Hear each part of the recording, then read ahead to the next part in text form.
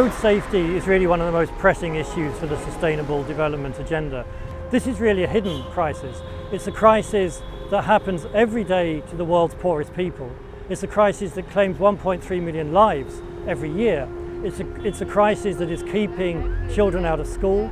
It's stopping the world accelerating progress towards the Millennium Development Goals like reducing child mortality, universal basic education. And I think as an international community, we really need to get to grips with this problem. This is an issue that has to be put right at the centre of the Sustainable Development Agenda.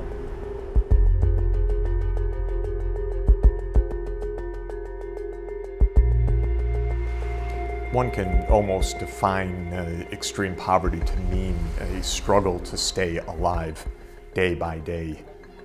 People living in extreme poverty face the risk of death from a mosquito bite, from unsafe water, from being hit by a truck speeding through a village.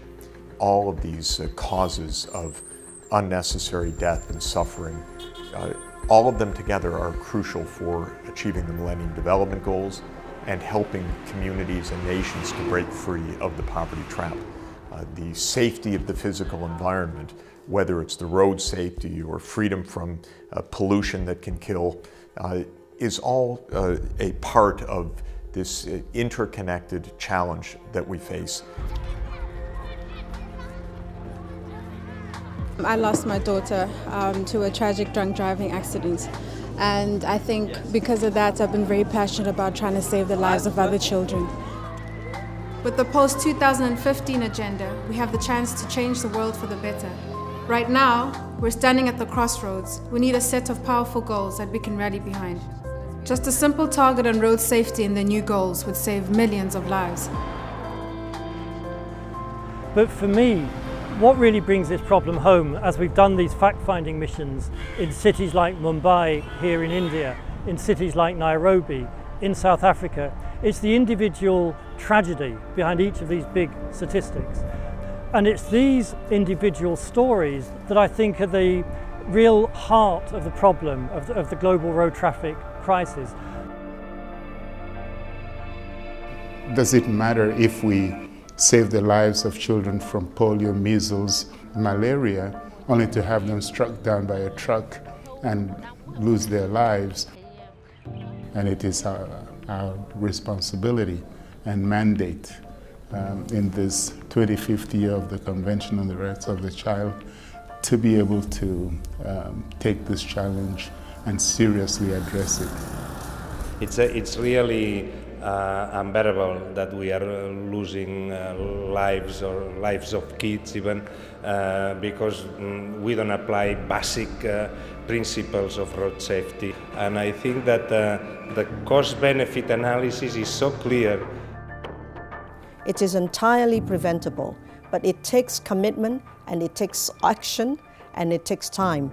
But we are running out of time. We must not let this be a missed opportunity. Unless we talk about action and making a difference, unless we actually act, because we've talked for a long time. It's time that we just did things that can make a difference. Given the enormous increase in number of vehicles on the planet, particularly also that most of that expansion will happen in developing economies, the issue of road safety, of trying to plan a concept where those in motorized vehicles share the road with pedestrians, with cyclists, with those on two-wheelers, I think is the most practical and pragmatic way forward to protect people from being affected by what is meant to be progress, but for many is turning out to be a death trap. Road safety is for everybody, every expressway, every road, and every vehicles. Therefore, we need to have a concerted effort. If we lead by example, we can save millions or billions of lives. I think too often when we think about development efforts, we think about very costly, very large-scale operations. But the fact is, on issue after issue, the things you can do are very low cost, whether it's very inexpensive vaccines that can save so many lives, and let's add to that category dealing with road safety issues. It's a fight for every kid to move, to go to school. Unfortunately, 500 children die every day on the road, and that thousands of children are badly injured. So we must state that there is action. It has to be put in the 2015 Sustainable Goal program. The key in economic development in general is to bring knowledge to bear on solutions that exist that have not yet been implemented. And in traffic safety, those solutions are known. They've been introduced, of course, in middle-income and high-income countries to a significant extent, but in the poorest places in the world, we find that these tragic deaths are absolutely unnecessary. They are preventable. It's a matter of bringing the knowledge, the technologies that exist, often at extremely low cost, to help people save their own lives, to make the community safer.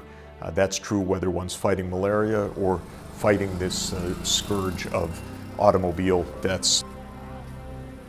Well, the whole aim of international development goals is to provide a focal point for action. These goals are about enhancing human welfare, and then we ask ourselves, well, you know, what are the threats and the risks that people face every day that diminish their welfare? You would have to put road traffic injury right near to the top of that list.